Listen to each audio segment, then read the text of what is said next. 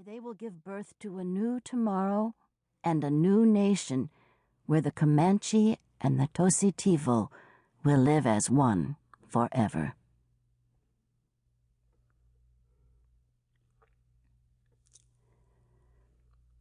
Prologue. Texas, August 1859. As pale as fresh cream, a full moon shone against the midnight sky, casting a silver aura across the star-studded blackness. A killing moon, some called it, and tonight that seemed fitting. The screams of dying women and children rang no more, as if, like the wind, they had come to this place only briefly, and now were gone. In the distance a coyote howled, the sound rising in a mournful crescendo, then trailing off into a wail that made Hunter of the Wolf shiver. He knelt alone on the bluff, his indigo eyes fastened on the trampled ground below the promontory. Judging by the swath of hoof marks, the bluecoats had fled southeast after their attack on his village earlier that day. He clenched his hands into fists. His wife's name rang like a litany inside his head, calling out to him for vengeance. Willow by the stream had been heavy with his child. He wished he could gather his war gear and set out immediately after her killers, but he and the other young men were needed here to tend the injured and bury the dead. Soon, though, he would make war as he never had before. He would hunt down the bluecoats like the animals they were and return the pain they had wrought 100-fold.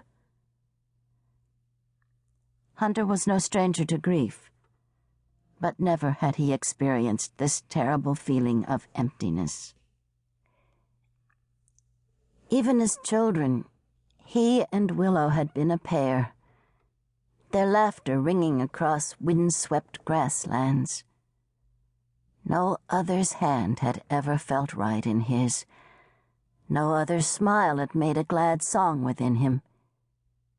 He had thought to have her always at his side. And now she was gone, leaving behind a canyon within him as vast as the plains that stretched forever into the horizon. Despite everything he had done to save her, she had lost their child and slowly bled to death in his arms. Her injuries, the result of vicious and repeated rape, had been inside of her where they couldn't be seen. Up to the last he had kept hoping she would recover. He could almost feel her spirit leaving him, see her running gracefully across the stepping stones made of stars into the land of the dead. His gut tightened as he contemplated the path she might take. She had never been good at finding her way, depending always upon him to guide her. He prayed the great ones held her hand to show her which direction to go. If she was all alone, she would surely get lost. The thought made unwanted tears well in his eyes. The night wind had dried her blood on his hands and buckskin breeches. Hunching his broad shoulders, he emitted a keening cry of sorrow that echoed in the air around him. Drawing his knife, he hacked off his mahogany hair close to the scalp. Then he lifted his razor-sharp blade and slashed himself from the outside tip of his right eyebrow to his chin, his sign to all the people that Willow by the stream would live forever within his heart. His blood stained the blade crimson.